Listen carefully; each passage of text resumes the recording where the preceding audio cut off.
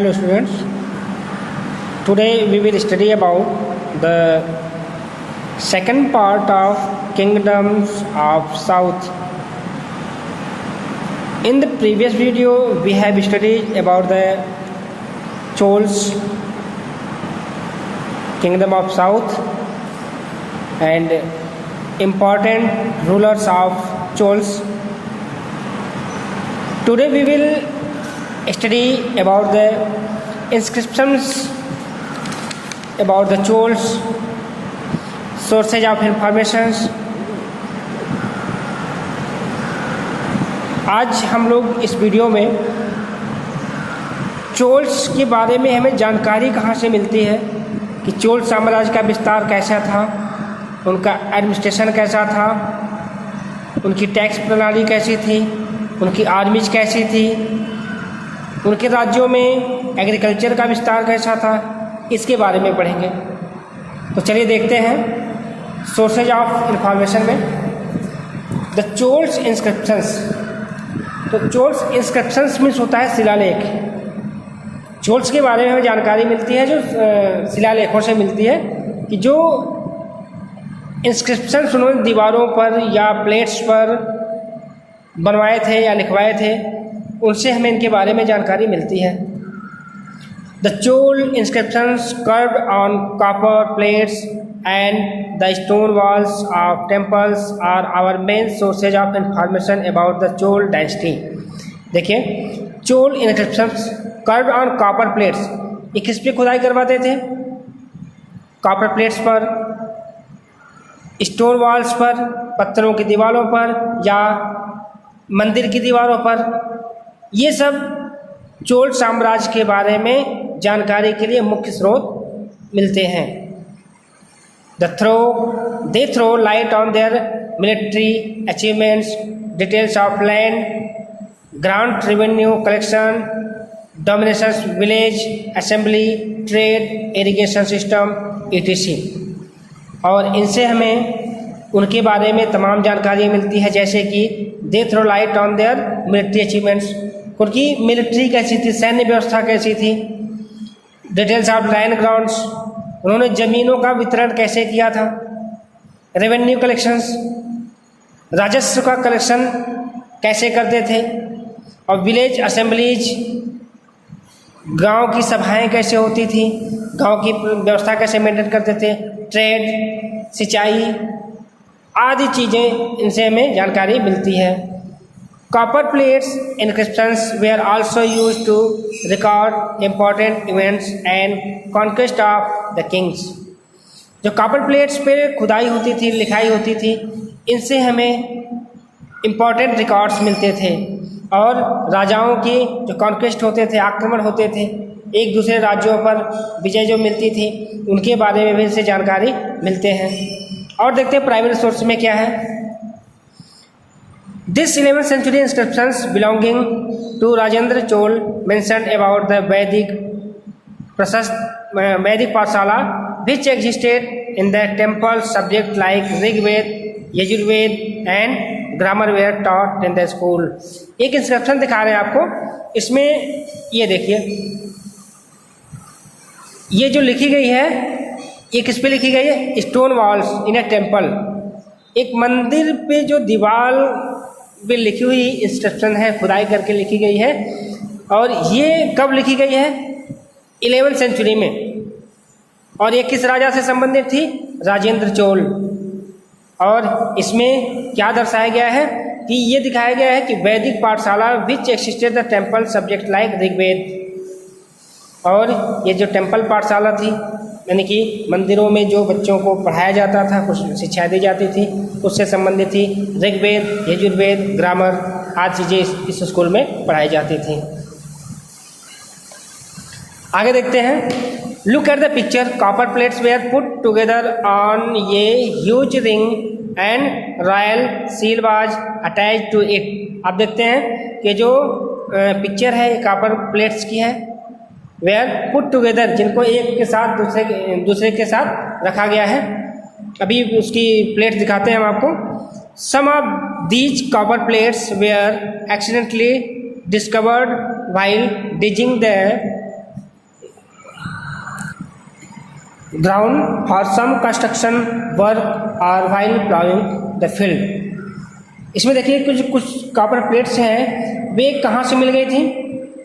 जो खेतों की खुदाई हो रही थी, जुताई हो रही थी, इस समय ये कॉपर प्लेट्स मिली थी जो एक के साथ दूसरे से जुड़ी हुई हैं। देखिए ये फिगर दिया गया है, ये कॉपर प्लेट्स एक के साथ दूसरे जुड़ी हुई हैं और इस पर ये राजशाही जो उनकी चोल साम्राज्य की सील लगी हुई है इस पर। ठीक है, इसके बाद हम लोग देखते हैं चोल एडमिनिस्ट्रेशन। चोल एडमिनिस्ट्रेशन कैसा था उस समय? Cholas had a very efficient and organised system of administration. Chola साम्राज्य में बहुत ही ऑर्गेनाइज व्यवस्थित प्रशासनिक व्यवस्था प्रणाली थी। दो the king was very strong, he act on the advice of his council of ministers. इसमें राजा बहुत ही मजबूत होता था और वह अपने मंत्रिपरिषद के सलाह पर कार्य करता था। He personally looked after the welfare of his people and toward his kingdom। और वो अपने राज्य के लोगों के लिए, अपने राज्य के लोगों के वेलफेयर के लिए, उनके स्वास्थ्य सुविधाओं के लिए, सुख सुविधाओं के लिए काम करता था। The kingdom was divided into provinces called mandalam. राज्यों को कई प्रांतों में डिवाइड किया गया था जिसे किस नाम से जानते थे? मंडलम नाम से जानते थे। और each mandalam was under the charge of governor. Mandalam were divided into district called valanadus. देखिए जो प्रत्येक मंडल होते थे उनके इंचार्ज गवर्नर होते थे और मंडलम को कई छोटे छोटे पार्ट में डिस्ट्रिक्ट में डिवाइड किए गए थे जिसे क्या बोलते थे? Valanadus. Each valanadus had a number of village under it. और हर वलांडूज के अंदर कई गांव होते थे। The lowest unit of administration was village known as nadu और कुर्रम। और जो गांव की जो सबसे छोटी प्रशासनिक व्यवस्था थी वो उसे किस नाम से जानते थे? नाडू या कुर्रम नाम से जानते थे। Each village was govern by a sabha. और हर गांव किसके द्वारा देखी जाती थी? एक सभा के द्वारा देखी जाती थी। वहाँ की प्रशासनिक व्यवस्था मेंटेन की जाती थी। और आगे देखते हैं Kanchi, Tanjore and Puhar were important towns. और इस तरह के जो इम्पॉर्टेंट टाउन्स थे वहाँ पे कौन कौन से थे? कांची, तंजौर, पुहर। विलेज असेंबलीज में क्या थे? विलेज असेंबली के बारे में देखते हैं। Village under Chola administration worked on the system of local self government. Each village had 2 assemblies. जो गांव थे वे लोकल सेल्फ गवर्नमेंट के रूप में काम करते थे और हर गांव जो था वो उसमें 2 असेंबलीज में डिवाइड थी। तो एक थी द अर बोलते थे और द जनरल असेंबली। गांव का जो एक भाग था अर जिसे बोलते थे जनरल असेंबली और ऑफ कॉमन विलेजेस, जो सभी गांव वालों की एक असेंबली होती थी। दूसरा होता था सभा। Sabha was assembly of Brahmins. It comprises of learned people and commanded the respect of all. और जो सभा होती थी इसमें मुख्य रूप से कौन सम्मिलित थे? ब्राह्मण सम्मिलित थे। और इसमें लर्नड पीपुल, इसमें जो शिक्षित लोग होते थे, लर्न पीपुल होते थे, वे सम्मिलित थे। और commanded the respect of all. और इसमें सभी लोगों का एक उचित सम्मान होता था। These assemblies form sub committees to look after affairs of the villages such as irrigation, building and repair of canals and tanks, settlements of disputes। देखिए ये जो असेंबली होती थी ये किस लिए बनाई जाती थी? ये असेंबलीज एक उप सभा का निर्माण करती थी, उप कमेटीज का निर्माण करती थी जो गांव में जो छोटी छोटी समस्याएं हो जैसे कि सिंचाई की समस्या, बिल्डिंग की समस्या, रिपेयर ऑफ कैनाल्स, नहरों की मरम्मत और टैंक्स, सेटलमेंट्स ऑफ डिस्प्यूट, जो छोटे मोटे गांव में विवाद होते रहते थे, उन विवादों को सेटलमेंट करने के लिए सब कमेटी का निर्माण करती थी। अब इसके बाद आता है रेवेन्यू, जो किसी भी राज्य की या किसी सरकार की जो मुख्य व्यवस्था चलती है, किससे चलती है? रेवेन्यू से चलती है। ठीक है, तो यहाँ भी वही था, the chief source of income were land revenue which was 1/3 of the produce. देखिए यहाँ पे जो राज्य में यहाँ का इनकम का मेन सोर्स क्या था? रेवेन्यू। रेवेन्यू मीन्स होता है राजस्व। राजस्व में क्या है? राजस्व क्या है? टैक्स का एक रूप है। और ये कितना लिया जाता था? 1/3, यानी कि जो कुछ भी किसान पैदा करता था उसका 1/3 भाग टैक्स के रूप में देना पड़ता था। इसके बाद है टैक्सेस फ्रॉम ट्रेड, ने व्यवसाय से जो टैक्स मिलता था। The kings regularly surveyed the land under their control to assess their yield from the land. जो राजा थे वे उनके अंडर में जितनी भी भूमि थी, उनकी हमेशा बार बार क्या करते थे? सर्वे करवाते रहते थे। और they sometimes waived the taxes in case of fluid और फैमिली। जैसे अगर मान लीजिए कि किसी उनके राज्य में कभी सूखा पड़ गया या बाढ़ आ गई, तो ऐसी कंडीशंस में वे लोग टैक्स को माफ भी कर देते थे। आगे देखते हैं army and navy. The Cholas had a powerful army consisting of horseman, elephant, crops, archers and foot soldiers. They spent a lot of money for training and maintaining their army and imported the best horses from Arabia. तो इनकी जो सेना थी, इनकी सेना के पास powerful army, सबसे शक्तिशाली सेना जो थी उसमें हॉर्समैन थे, घुड़सवार थे, आर्चर्स थे। आर्चर मतलब क्या होते थे? धनुर्विद्या वाले। And foot soldiers, they spend a lot of money, और ये अपने धन का एक बड़ा भाग या ढेर सारा धन इनके ट्रेनिंग पर, अपनी सेना को मेंटेन करने के लिए और अरब देशों से घोड़े मंगाने के लिए खर्च करते थे। Their strong navy help them to stabilise their supremacy over the Coromandel coast, Malabar coast and the Bay of Bengal. इनकी जो मजबूत नेवी सेना थी, ये कोरमंडल कोस्ट, मालाबार कोस्ट और बे ऑफ बंगाल पर कंट्रोल करने में बहुत ही मदद कर रही थी। It help them to keep their control over the islands. और इनकी जो नेवी सैनिक थी, ये आइलैंड्स पर कंट्रोल करने में इनका विशेष योगदान होता था। It was because of their strong navy that they could protect the trade route and carry out trade with far of countries. और नेवी स्ट्रांग होने के कारण इनका जो विदेशी व्यापार था बहुत ही मजबूत था, और ये नेवी के कारण ही अपने व्यापार को प्रोटेक्ट कर सकते थे, सुरक्षित रख सकते थे। Trade with far of countries in south East Asia and southern China. For the first time Hinduism spread across Asia through his naval conquest. देखिए, तो इनका जो व्यवसाय था ये एशिया, साउदर्न चाइना तक फैला हुआ था, और ये किसके द्वारा प्रोटेक्ट होता था? इनकी नेवल आर्मी के द्वारा। तो पहली बार हिंदुइज्म का जो विस्तार हुआ एशिया तक, एशिया के बाहर जो हिंदुइज्म का विस्तार हुआ, तो वो नेवल कॉन्क्वेस्ट के कारण ही हुआ था, यानी कि नेवी के द्वारा जो उनका आक्रमण हुआ था उसके कारण ही हिंदुइज्म का विस्तार एशिया के बाहर तक पहुंचा। अब इसके बाद देखते हैं Chola trade. The flourishing trade with South East Asia and the southern China made the Cholas prosperous. तो साउथ ईस्ट एशिया के साथ, साउदर्न चाइना के साथ व्यवसाय ने चोल्स को बहुत ही संपन्न बना दिया था। अभी the important item trade were cotton goods,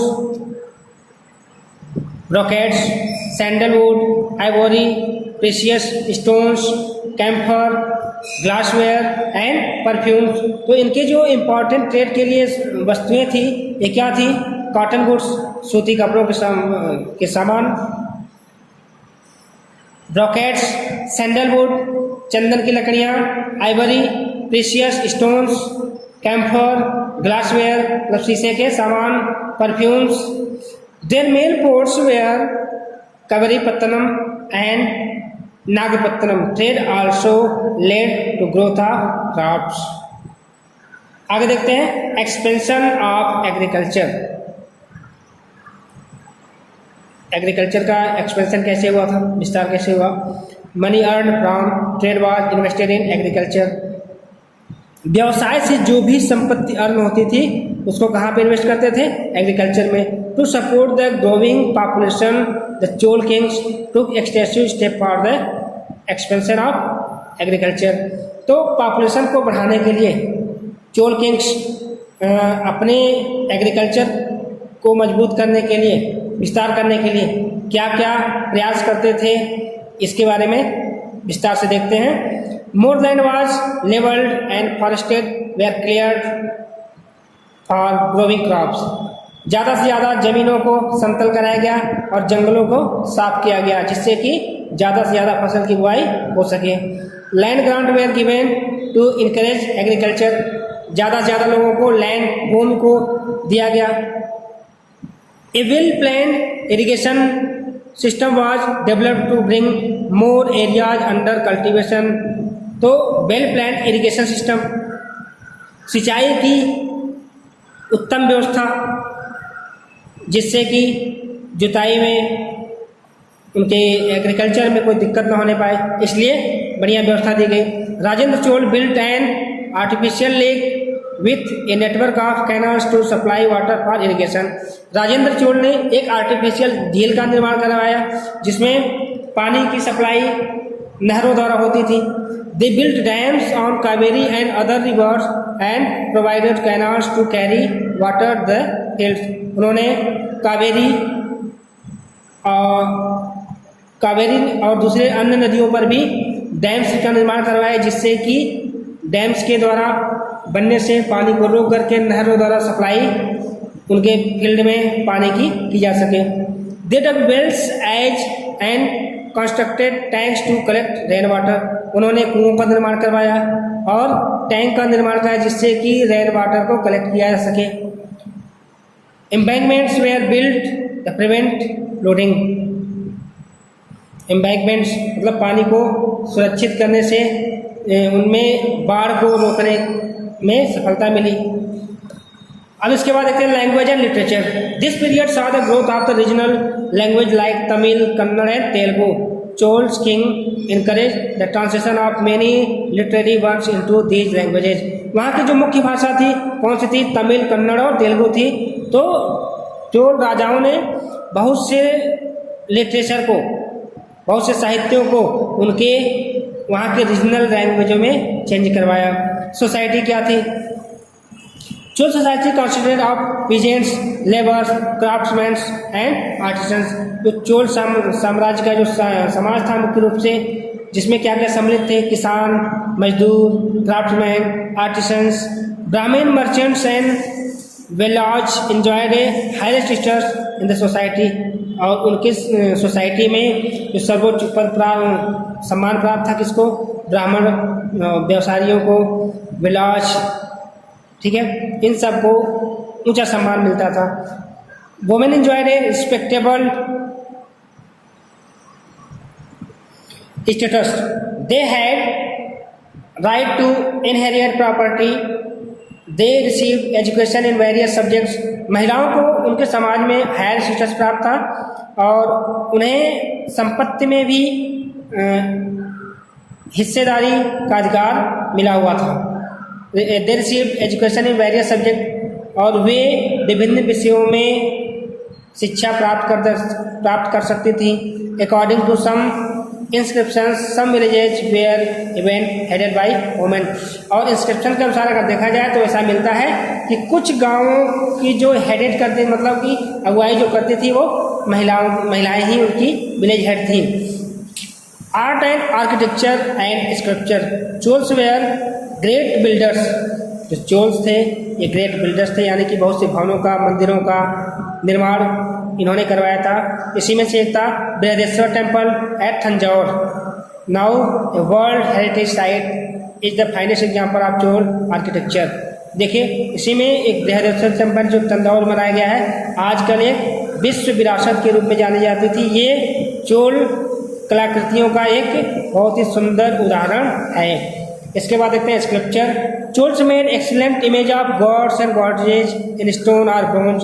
चोल्स राजाओं ने देवी देवताओं की मूर्तियाँ स्टोन या ब्रोंज में बनवाई है। The stone bronze image of lord Shiva and Nataraja in the one of the finest example of art. और जो शिव की एक नटराज मुद्रा में जो मूर्ति है, ये उस काल की एक सुंदर एग्जाम्पल है। तो प्यारे बच्चों, इस तरह से आपका जो 3rd चैप्टर है पूरी तरह समाप्त हुआ। आप लोग इसको अच्छी तरह से देखिए। अगर कोई प्रॉब्लम होती है तो संपर्क करिए। Thank you.